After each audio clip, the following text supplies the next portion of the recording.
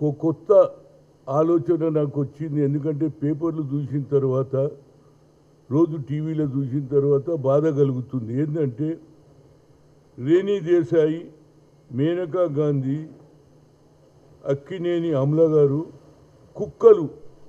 కుక్కలను చంపొద్దు, జంతువులను చంపొద్దు, వాటికి మాటలు రావు, ఏదో తప్పులు జరుగుతుంటే దాన్ని సరిదిద్దమని కొందరు కోర్టు కూడా పోతున్నారు. నిజమే, మూగజవుల గురించి మీరు ఇంత మాట్లాడుతున్నారు. సమాజంలో ఇక చూడండి, భార్యను చంపిన మృతదేహాన్ని సెల్ఫీ, గొంతుని బిగించి భర్త హత్య.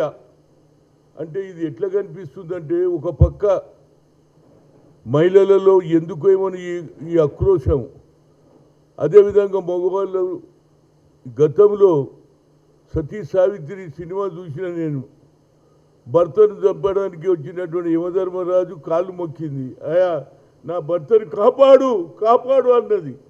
కానీ ఇవాళ చూడండి, భర్తనేమో భార్యను చంపుతుండు, భార్య భర్తను చంపుతూ, ఇదేం కల్చర్ రా బాబు, నాకు అర్థం కాదు.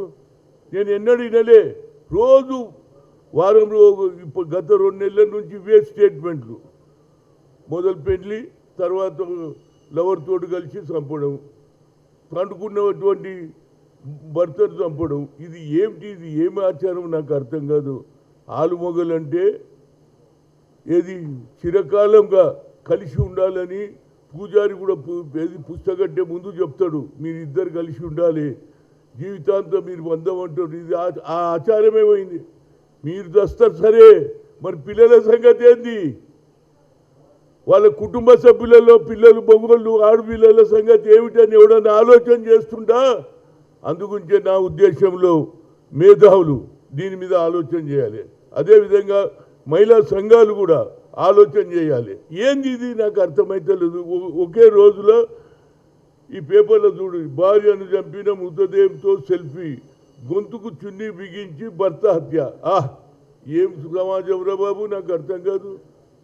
గతంలో నేను చూసిన సినిమాలు ఎట్లుంటుండంటే, భార్యాభర్తల అనుబంధం, తల్లిదండ్రులకు ప్రేమ చేయడము, తల్లిదండ్రులకు ఏది చనిపోయే వరకు ఆదరించినటువంటి సమాజంలో మార్పు ఎందుకు వస్తుందో నాకు అర్థమైతే లేదు. ఇవాళ టీవీలు వచ్చినాయి, సెల్ ఫోన్లు వచ్చినాయి. కానీ కొత్త ఆచారాన్ని కాపాడడానికి ప్రతి ఒక్కరు కూడా, ఇంటలెక్చువల్స్ కానీ, అదేవిధంగా జ్యుడిషియరీలో ఉన్నటువంటి లాయర్లు కానీ, మేధావులు కూడా దీంట్లో, అదే మహిళా సంఘాలు కూడా మీటింగ్లు పెట్టి, రౌండ్ టేబుల్ కాన్ఫరెన్సులు పెట్టి, సెమినార్లు పెట్టి, ఈ ఆచారం ఫినిష్ చేయకపోతే కొత్త తరం వారు కూడా ఇదే ఆలోచన చేస్తారు అంటూ నా పిల్లలు కూడా, అరే మా అమ్మనే చంపింది కదా మా నాయనను, నేనెందుకు చంపొద్దు అనే ఆలోచన వస్తుందా లేదా?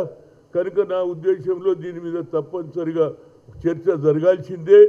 దీని మీద ఎక్కడున్న దగ్గర మనం ఆపకపోతే మనం పాత సాంప్రదాయం, ఎవరైతే మేధావులు ఇవాళ కుక్కలను చంపొద్దనే ఆలోచన వచ్చింది, మూగజీవులను కానీ మనిషి ఉండి అన్నీ తెలుసుకున్నటువంటి మగవాళ్ళు కానీ ఆడవాళ్ళు కానీ కొత్త కల్చర్ వచ్చింది. కొత్త కల్చర్ను ఆపడానికి ప్రతి ఒక్కరు కూడా ప్రయత్నం చేయాలని కోరుతున్నాను. ఎందుకంటే రాజకీయాలు నడుస్తూనే ఉంటాయి, కానీ సమాజంలో వాళ్ళ పిల్లల భవిష్యత్తు ఏం కావాలి?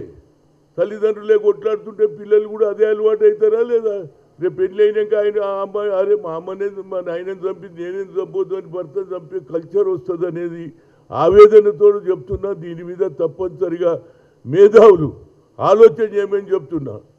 అదేవిధంగా మహిళా సంఘాలు కూడా ప్రతి ఇష్యూలో మాట్లాడతారే, మీ మహిళలలో మార్పు ఎందుకు వచ్చిందో దాని మీద కూడా మహిళా సంఘాలు మీటింగ్లు పెట్టాలి, ఏది మేధో మథనం పెట్టాలి, ఏది రౌండ్ టేబుల్ కాన్ఫరెన్స్ పెట్టాలి, సెమినార్స్ పెడితే కొంత ఆలోచనలో మార్పు వస్తుంది అనేది నా ఉద్దేశం. లేకుంటే ఇదే ఆచారం కొనసాగితే మన భారతదేశ సాంప్రదాయం, కల్చర్ చెడిపోతుందని బాధతో ఒక సీనియర్ నాయకుడిగా నేను అందరినీ ఆలోచన చేయమని చెప్తున్నా.